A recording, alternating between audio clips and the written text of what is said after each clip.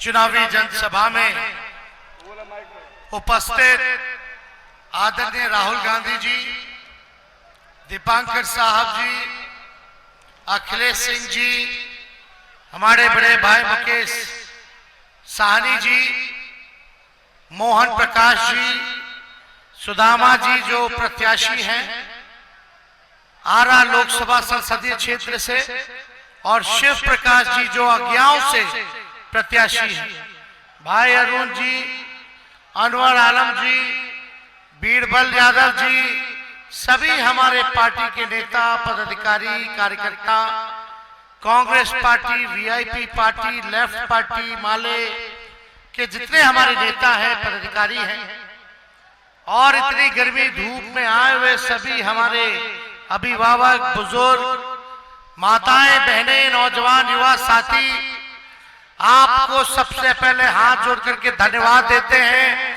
कि आप इतनी बड़ी संख्या में, इतनी गर्मी लू में आप लोग आए। और देखिए, ये बाबा वीर कुंवर सिंह जी की धरती है, और आप लोगों के बीच हम ये कहना चाहते हैं कि आप देखिएगा पूरे शाहाबाद इलाके में, पाटलिपुत्रा में मीशा भारती जी चुनाव लड़ रही है, आरा से सुदामा जी लड़ रहे हैं, बक्सर से सुधाकर सिंह जी लड़ रहे हैं, और काराकाट से हमारे राजा राम कुशवाहा जी लड़ रहे हैं, और सासाराम से मनोज राम जी चुनाव लड़ रहे हैं। तो ये आप देखिएगा, जहानाबाद से सुरेंद्र यादव जी, सभी लोगों को हम लोग साथ लेके चल रहे हैं। पिछड़े भाई, दलित भाई, अगड़े भाई, सब लोगों को हम लोगों ने इस बार प्रतिनिधित्व देने का काम किया।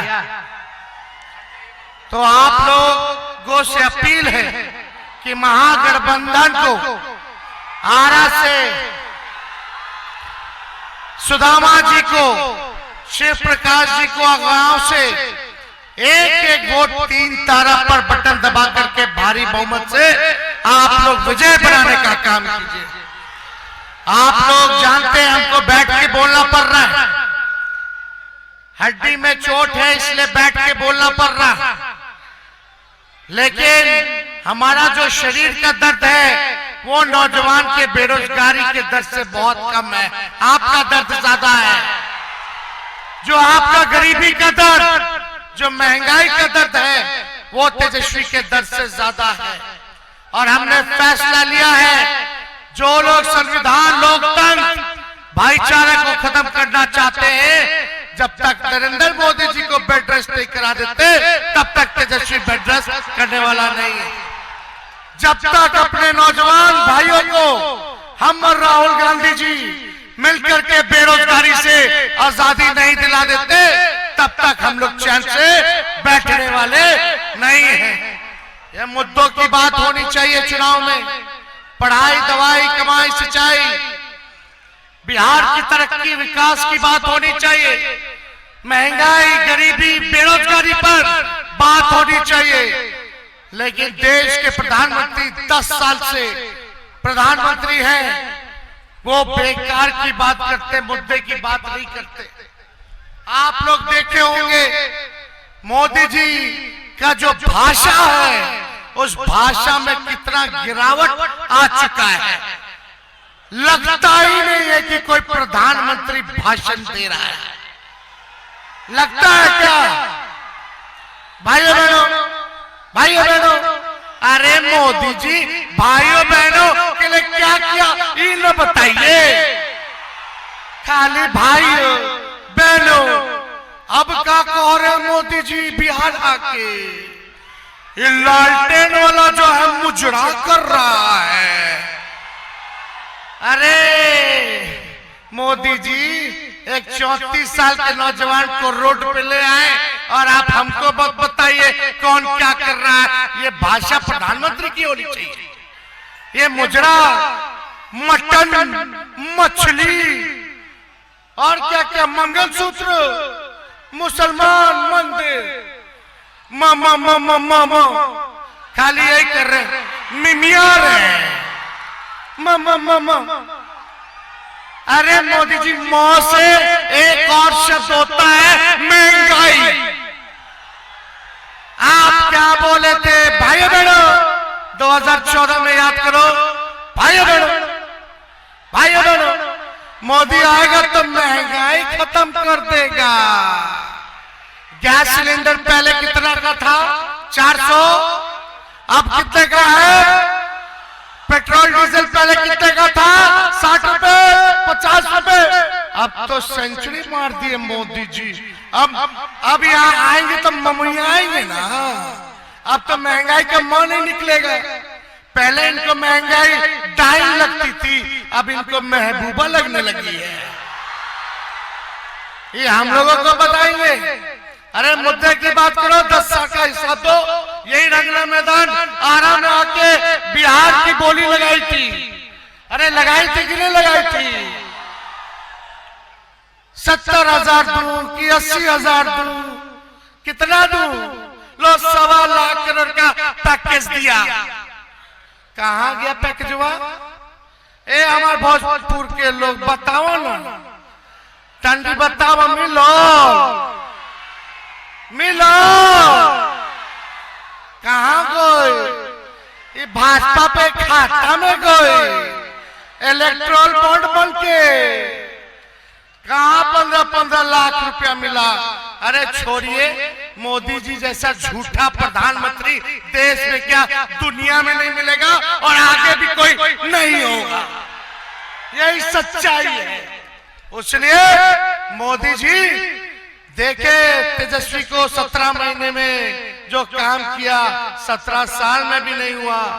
5 लाख लोग की नौकरी, 3 लाख प्रक्रिया थी, 4.5 लाख नियोजित शिक्षक के राजकीय कर्मी के दर्जा, तालमेल मरकज, स्वयं सहायता समूह, विकास समिति, आंगनबाड़ी के मानदेय को दुगुना, IT policy, sports policy, tourism policy हमने कराया। बिहार में पहली बार इन्वेस्टर मीट कराया, 50,000 करोड़ का MOU साइन करवाया हम लोगों ने। आरक्षण की सीमा को 75% किया, पिछड़ा भाई का बढ़ा, अति पिछड़ा भाई का बढ़ा, दलित आदिवासी भाई का बढ़ा। और मोदी जी आपने क्या किया 10 साल जरा बता दो। जगदीशपुर की जनता बताओ, एक काम जो मोदी जी ने जगदीशपुर के लिए अगर किया हो तो आप हमको बता दीजिए। खाली ठगे ना, यारा आए थे का, यहाँ कहे लाए, यहाँ लइकवन सब ढूंढा था हमारा अग्निवीर वाला। यहाँ हिम्मत ना करिए। अरे ढूंढत रहा कि ना, हाँ कि ना? हाँ तो हिसाब हो जाए। मोदी जी आए बिहार, काराकाट आए थे, बोले कि तेजस्वी को जेल भेज देंगे हेलीकॉप्टर और 2-4 दिन घूम लेने दो। बोलते कि तेजस्वी को जेल भेजेंगे, इसीलिए क्योंकि हमने नौकरी दिया, इसीलिए हमने टूरिज्म पॉलिसी, स्पोर्ट्स पॉलिसी बनाया, इन्वेस्टर मीट कराया, जाति आधारित गणना कराया, 75% आरक्षण की सीमा को बढ़ाया। और क्या डर गए का मोदी जी 34 साल के नौजवान से? तरह के रोड प्ले हमारा से बतियावा तरह कि तेजस्वी को जेल भेज देंगे, तो राहुल जी को भेज देंगे, तो हेमंत सोरेन को भेज दिए, तो अरविंद केजरीवाल को भेज दिए। तानाशाही 4 जून तक बाद में हमने के फरियाले लालू जी ना डराइले मोदी जी से, तो लालू जी का लड़को डरा जाए। अरे मोदी जी बिहार उड़ती चिड़ियों के हल्दी लगावेला। इनसे हमको जेल भेजेंगे, सबको जेल भेज देंगे। ए मोदी जी तू हेलीकॉप्टर लेके चलो ना, ये जो विदेश जो जाते वो वाला प्लेन लेके आए, और बिहार जाइए तो हमनी के उठा लो। दिल्ली से अरविंद केजरीवाल जी के उठा ही लिए, तमिलनाडु में स्टालिन जी को उसमें डाल दिए, उद्धव ठाकरे शरद पवार जी को उसमें डाल दिए, बंगाल में ममता बनर्जी को ढाल के ले चलो तिहाड़, एक के बाद फैसला कर दो। लेकिन ये मालिक हमारी जनता हिसाब लेगी, हमको जेल भेजिएगा, मेरा क्या गुनाह है। लेकिन आप तो काला धन ला रहे थे। ये जो महिला का 3,000 महिला के साथ शोषण किया, उसके लिए वोट मांगे, उसको विदेश भगा दीजिएगा और तेजस्वी को गिरफ्तार करिएगा। पहलवान महिला के साथ जो बदसलूकी किया, रेप किया, शोषण किया, उसके बेटा को टिकट दीजिएगा और तेजस्वी को जेल भेजिएगा। नोटबंदी का घोटाला करके पूरा बीजेपी हर जिला में दफ्तर ले लिया, अपने घोटाला किए और तेजस्वी को जेल भेजिएगा। कोरोना में वैक्सीन का घोटाला किए कि नहीं किए? बिहार में सृजन घोटाला, बालिका गृह, उसका लोग इनके ना जेल में भेजिए। जो तेजस्वी युवा के लिए बेरोजगारी के लिए लड़ रहा है, गरीब के लिए लड़ रहा है, किसान के लिए लड़ रहा है, उसको ही जेल भेजना चाहते हैं। तो उनको भी कह देते हैं ये दिल्ली और झारखंड नहीं, ये बिहार है, हाथ लगा करके जरा दिखाइए, हम लोग एक से एक हिसाब कर देंगे। तो ज्यादा समय नहीं के राहुल गांधी जी आए हैं और आप सबके तरफ से हम राहुल गांधी जी के पूरा स्वागत करते हैं इस भोजपुर की धरती पर, बाबा कुंवर सिंह के धरती पर। लेकिन हर जात के भाई सब लोग मिलकर के एकदम मिजाज रखिए टनाटन टनाटन टनाटन। अरे मिजाज बानू टनाटन टनाटन, नौकरी मिलेगा फटाफट फटाफट फटाफट, बहन लोग के खाता में ₹1,00,000 जाए खटाखट खटाखट खटाखट। अब भाजपा हो जाए सफाचट सफाचट सफाचट। और लालटेन 3 तारा पे वोट पड़ी, पंजाब पे वोट पड़ी, टकाटक टकाटक टकाटक। तो इन्हीं चंद शब्दों के साथ एक बार हाथ उठा करके आशीर्वाद दीजिए। हाथ उठाइए सब लोग, आशीर्वाद मानो, सुदामा जी को जिताइए।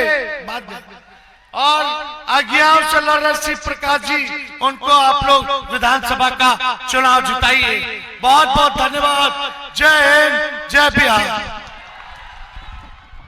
दोस्तों, हमारे बीच में इंडिया गठबंधन के नेता श्री राहुल गांधी जी उपस्थित हैं। मैं उनसे आग्रह करता हूं कि वह आपको संबोधित करें। श्री राहुल गांधी जी।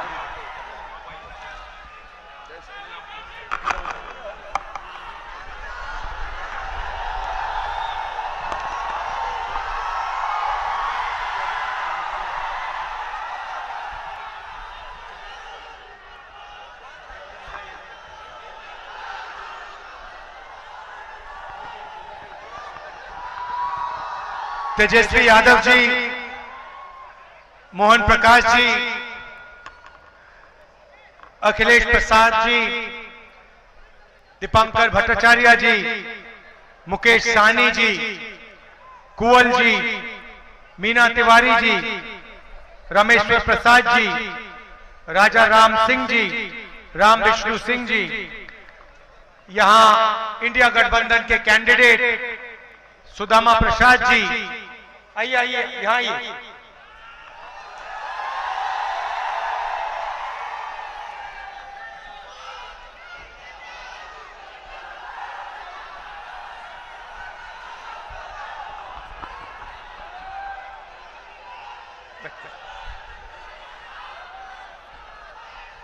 शिव प्रकाश रंजन जी, जो यहां विधानसभा का चुनाव लड़ रहे हैं। स्टेज पे इंडिया अलायंस के वरिष्ठ नेता, इंडिया गठबंधन के सारे प्यारे कार्यकर्ता, भाइयों और बहनों, प्रेस के हमारे मित्रों, आप सबका यहां बहुत बहुत स्वागत। इतनी गर्मी में आप आए, दूर दूर से आए, दिल से आपका धन्यवाद करता हूं। और सबसे ज्यादा युवा आए हैं, आप सबका यहां स्वागत करता हूं। मैंने कहा मीडिया वाले हमारे मित्र हैं, मगर मीडिया वाले हमारे मित्र नहीं हैं। वो किसानों के मित्र नहीं हैं, गरीबों के नहीं हैं, मजदूरों के नहीं हैं, पिछड़ों के नहीं हैं, दलितों के नहीं हैं, आदिवासियों के नहीं हैं, वो अदानी जी के हैं, बड़े बड़े अरबपतियों के हैं। कभी तेजस्वी जी का इंटरव्यू होता है, मेरा इंटरव्यू होता है, प्रेस कॉन्फ्रेंस होता है, सवाल पूछते हैं, उल्टे सीधे सवाल पूछते हैं। पता नहीं आपने नरेंद्र मोदी जी का इंटरव्यू देखा नहीं देखा? देखा? उसमें उनके सामने 4 चमचे बैठ जाते हैं और फिर कहते हैं, प्रधानमंत्री जी आप आम कैसे खाते हो? आप काटकर खाते हो या चूस कर खाते हो? उसको खाने से पहले आप धोते हो या नहीं धोते हो? फिर प्रधानमंत्री जी का जवाब आता है, पता नहीं, सब कुछ अपने आप होता है, मैं कुछ नहीं करता हूं, मुझे परमात्मा ने धरती पे भेजा है, मिशन पे भेजा है। परमात्मा ने नरेंद्र मोदी को भेजा है। हम सब बायोलॉजिकल लोग हैं, नरेंद्र मोदी जी अकेले आसमान से गिरे, उनको भगवान ने हिंदुस्तान में अदानी जी के लिए काम करने को भेजा है। 10 साल अदानी जी का काम किया।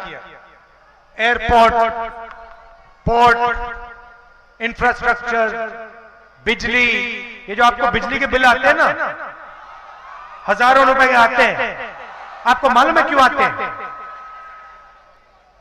अदानी कोयला खरीदता है विदेश में कोयला खरीदता है। जब तक कोयला यहां आता है, अदानी उसकी कीमत को बढ़ा देता है, कीमत को बढ़ा देता है, दाम बढ़ा देता है, और सरकार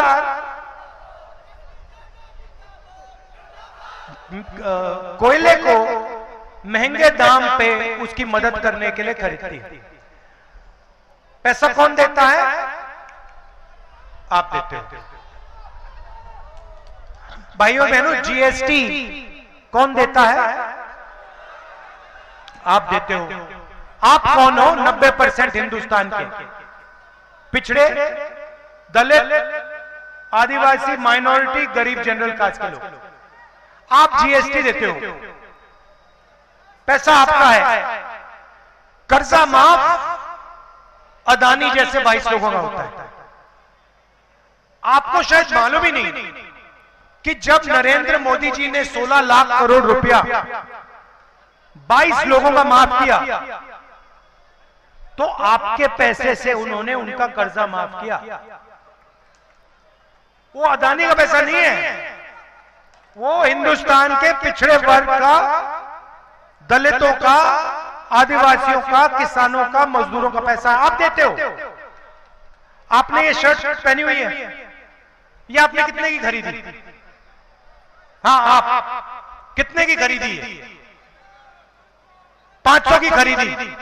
भाइयों और बहनों, गरीब व्यक्ति 500 रुपए की शर्ट खरीदता है, वो उतनी ही जीएसटी देता है जितनी अदानी देता है। अगर यही शर्ट अदानी खरीदेगा तो वो भी उतनी ही जीएसटी देगा, 18% जीएसटी देगा जितनी इसने दी। वो अरबपति है, उसको लाखों करोड़ रुपए मिलते हैं, इनकी आमदनी हजारों रुपए में है।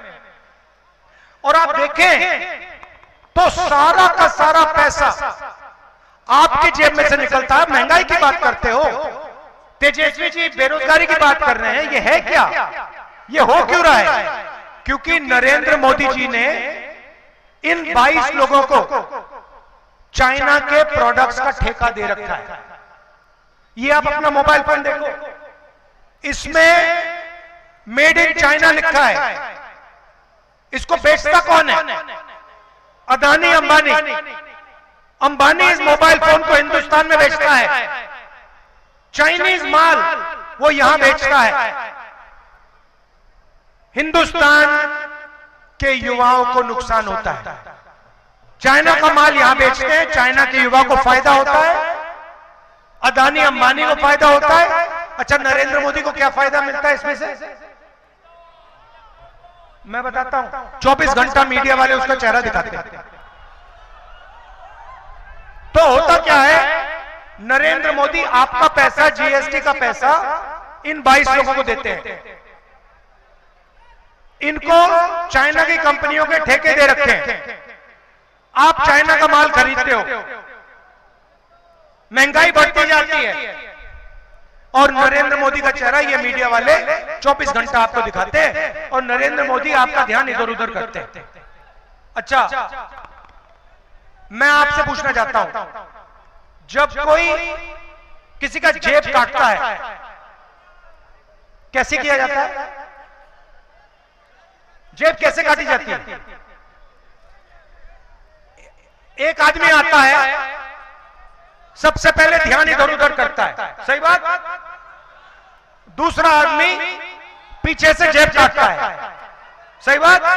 और तीसरा आदमी डंडा लिया खड़ा रहता है कि कोई धो तो मैं मारूं, सही बात।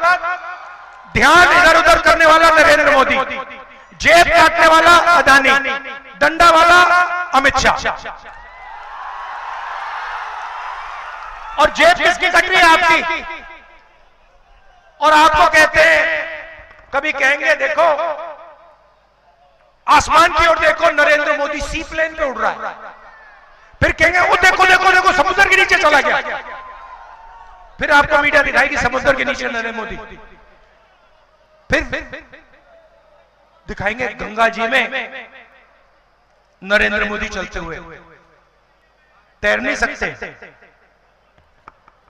पहले मगरमच्छ से लड़ाई की थी, मगर अब गंगा में तैर नहीं पाते। कभी पाकिस्तान की बात होगी, कभी चाइना की बात होगी, फिर मीडिया वाले कभी आपको अंबानी जी की शादी दिखा देंगे, उसमें 8 करोड़ की घड़ी दिख जाएगी। मगर कभी आपने गरीब व्यक्ति को मीडिया पे देखा है? किसान को देखा कभी? मजदूर को कभी देखा मीडिया पे? सवाल नहीं उठता। ये आपका है ही नहीं, बिल्कुल बिका हुआ है, ये उनका है। ये अब इंडिया गठबंधन के सामने 2 बड़ी समस्याएं हैं।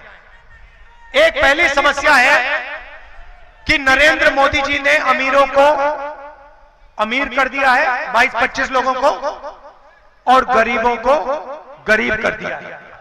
गरीब गरीब होते जा रहे हैं, अमीर अमीर होते जा रहे हैं।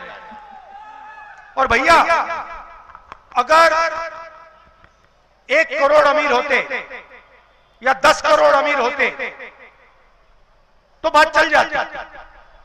मगर हिंदुस्तान में सिर्फ 25-30 लोग हैं जो अरबपति हैं, और बाकी हिंदुस्तान करोड़ों लोग गरीबी में फंसे पड़े हुए। तो एक पहली बात ये अन्याय हो रहा है, और दूसरी बात, दूसरी मुश्किल बेरोजगारी।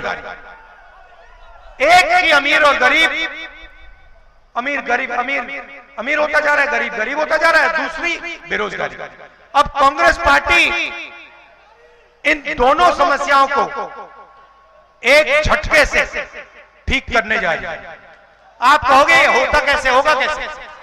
आप कहोगे कैसे हो सकता है कि आप एक काम करके इन दोनों समस्याओं को ठीक कर दो? ये मैं आज आपको बताने आया हूं। सबसे पहला हमारा काम, उन्होंने अरबपति बनाए, हम करोड़ों लाखपति बनाने जा रहे हैं। और कैसे करेंगे बता रहा हूं। यहां पे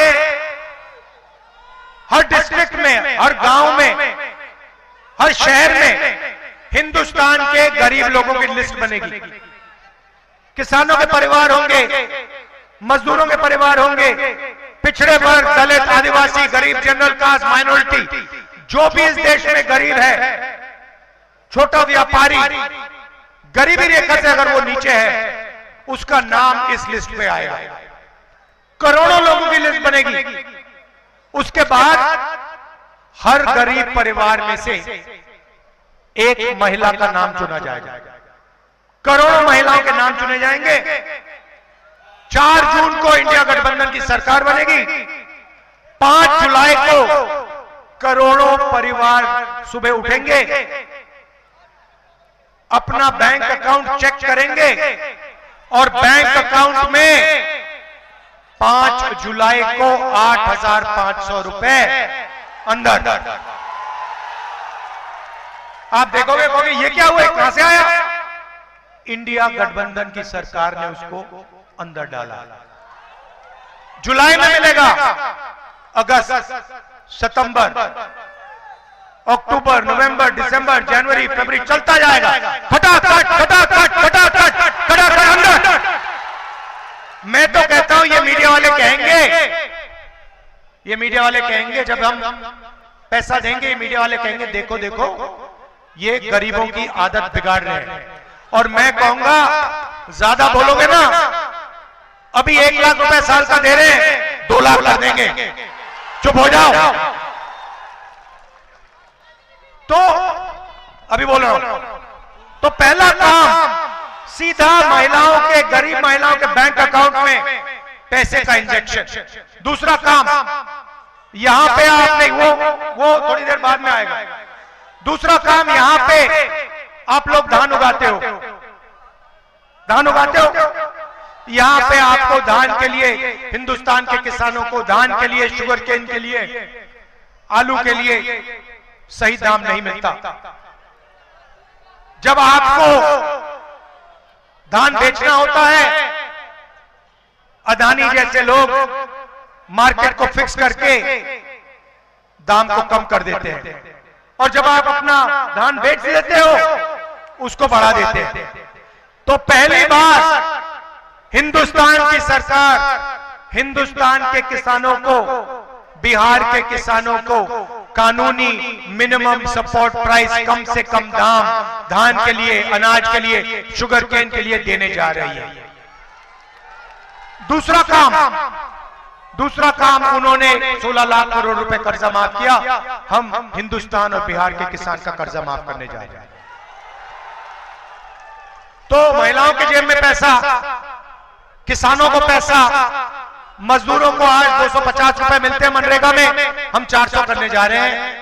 आशा आंगनवाड़ी महिलाओं की जो आमदनी है उसको हम दुगना करने जा रहे हैं।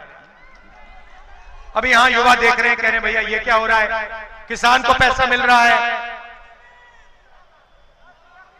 महिलाओं को मिल रहा है, मजदूरों को आपने दे दिया, हमारा क्या होगा?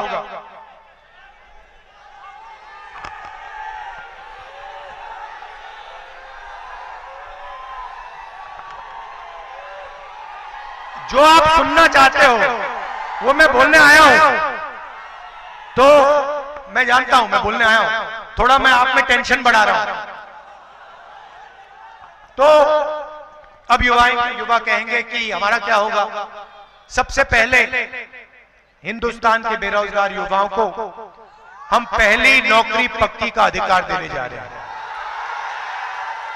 1 साल की नौकरी मिलेगी प्राइवेट सेक्टर, पब्लिक सेक्टर में, HAL, BHEL जैसी कंपनीज में, प्राइवेट सेक्टर में, सरकारी अस्पताल, सरकारी कॉलेजेस, सरकारी यूनिवर्सिटीज में 1 साल की होगी। बेहतरीन ट्रेनिंग मिलेगी, जॉब एक्सपीरियंस मिलेगा। महीने का 8,500 रुपए बैंक अकाउंट के अंदर, ठक ठक ठक ठक ठक ठक ठक। साल का 1 लाख रुपया। उसके बाद हिंदुस्तान को एक बेहतरीन ट्रेंड वर्कफोर्स मिलेगी। अब अग्निवीर की बात देखिए, नरेंद्र मोदी जी जो अपने आप को देशभक्त कहते हैं, उन्होंने सेना का अपमान किया है, हिंदुस्तान के वीर जवानों का अपमान किया है। कैसे किया? अग्निवीर हो, हाँ इधर आओ, आ जाओ आ जाओ आ जाओ।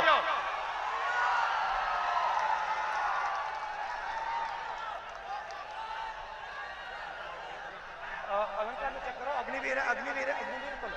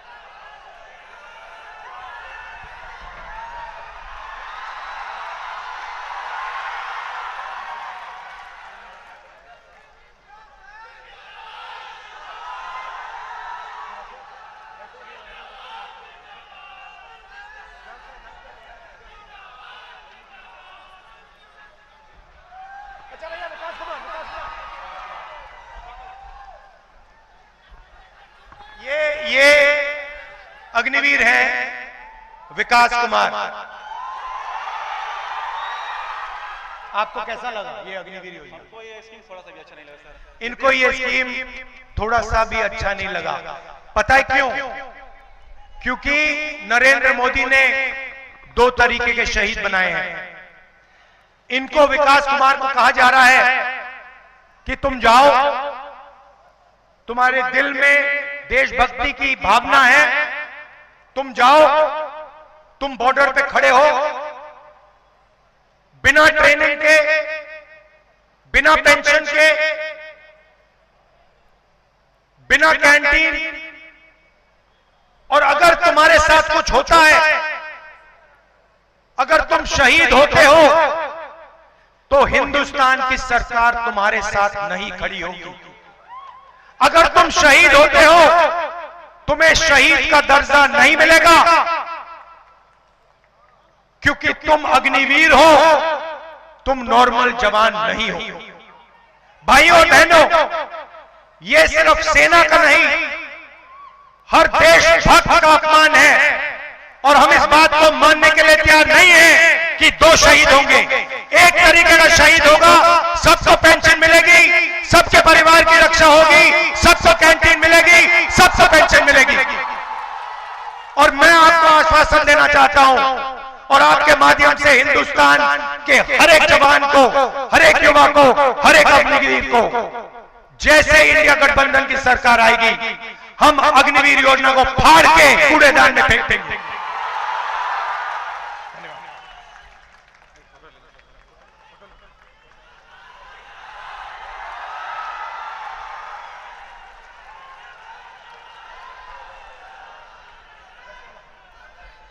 हम अग्निवीर योजना को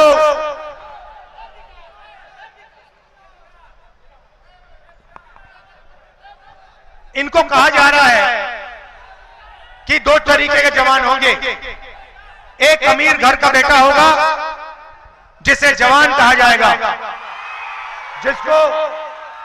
जिसको शहीद का दर्जा मिलेगा, और दूसरा गरीब घर का बेटा होगा, बिहार के किसान का बेटा होगा, जो सेना में जाएगा, उसको सेना से निकाल दिया जाएगा, उसको ना पेंशन मिलेगी, ना शहीद का दर्जा मिलेगा, ना कैंटीन मिलेगी। अगर उसके साथ कुछ होता है, सरकार उसकी रक्षा नहीं करेगी।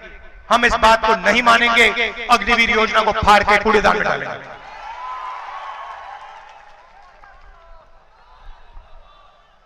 तो ये मैं आपसे कहना चाहता था, 30 लाख सरकारी नौकरियां हैं बिहार के युवाओं, नरेंद्र मोदी जी ने इनको भरा नहीं है। अदानी जी का काम किया, मगर जब नौकरी देने का समय आया, नहीं दी। जैसे हमारी सरकार बनेगी, 30 लाख सरकारी नौकरियां हम आपके हवाले कर देंगे। जैसे बिहार में तेजस्वी जी ने किया,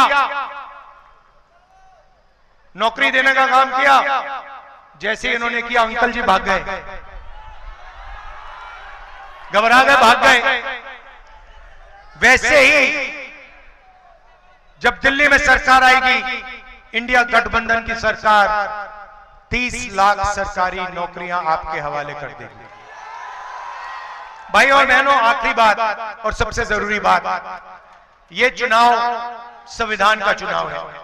यह पहला चुनाव है जहां अंबेडकर जी के संविधान पर नरेंद्र मोदी, अमित शाह, बीजेपी के कार्यकर्ता, बीजेपी के नेता सवाल उठा रहे हैं।